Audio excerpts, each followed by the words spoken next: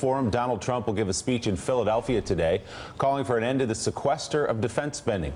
But as of this morning, Trump's own campaign website still suggests the, quote, government must cut spending more, adding, speaking on Fox News in 2013, Donald Trump said that automatic budget cuts or sequester does not go far enough, and Congress must reduce spending further to address impending increases in the deficit. Meanwhile, yesterday, Trump touted new endorsements and offered the first detail in how he plans to take on ISIS, while Hillary Clinton said Trump is not up to that task. 88 generals and admirals endorsed Donald Trump today, and these are the fighters. These are the fighters.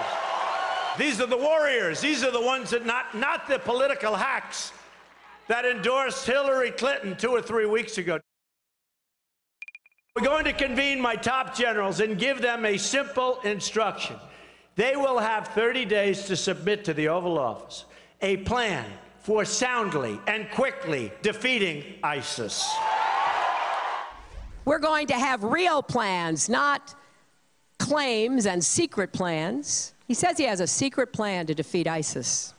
But the secret is he has no plan. After all his talk, the only thing that is clear is he has no clue about what he's talking about. He's very loose in his talk about nukes.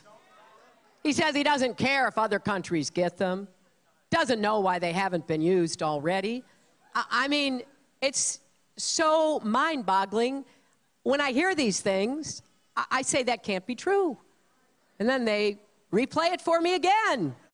And just this morning, Hillary Clinton sent out a list of 95 retired generals and admirals that support her, comparing that to Trump's 88 yesterday. And a new poll of veterans and currently serving military voters shows Trump is the clear favorite. Trump leads in the NBC News SurveyMonkey poll 55% to 36%.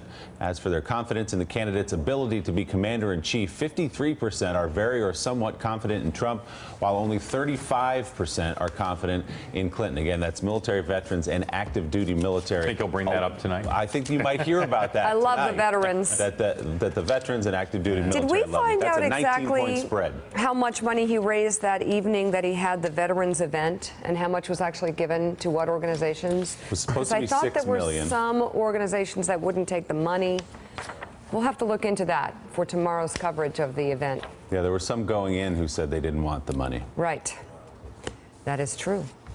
Well, there we go. I'm looking forward to hearing from both candidates tonight in terms of not only their visions in terms of what to do for veterans, but exactly how to carry them out. Because yesterday we had the head of the Department of Veterans Affairs on, and he said the biggest problem was getting anything done, actually. It's not ideas, Mike Barnacle. It's actually getting things through Congress that will actually help veterans. Well, the Veterans Administration hospitals, once you get in that system, they take care of veterans extraordinarily well. The problem is the system itself. It's getting into the system. It's the long waits. Right. And there's no surprise in those poll numbers when it comes to military families, because there's a lot of legitimate anger about what has happened or not happened to veterans over the past 10, 15 years. Deployments, repeated deployments, which has fractured families, repeated long waiting lines, lengthy distances to get to VA hospitals. So there's a lot of legitimate anger toward politics in general. And on the VA, you have to separate out the incredible doctors and nurses and the people actually helping veterans inside those hospitals, and the bureaucracy that prevents a lot of veterans from ever getting into those hospitals, and in fact some of them dying while they wait in the VA, covering up and changing lists and doing all those things. That can't happen in this country. We can't treat our vets that way. Absolutely. And I hope they talk a lot about it tonight on The Intrepid. Well, again, you can hear much more from the candidates in the Commander-in-Chief Forum tonight at 8 o'clock Eastern Time, right here on MSNBC. Up next, it could be a question Hillary Clinton has to contend with in the coming months: how to get Bill out of the White House. The Atlantic's Jeffrey Goldberg has one idea, and it involves the former president taking a long trip to the Holy Land. Wait, why does she need him out of the White House? Sort of a strange question.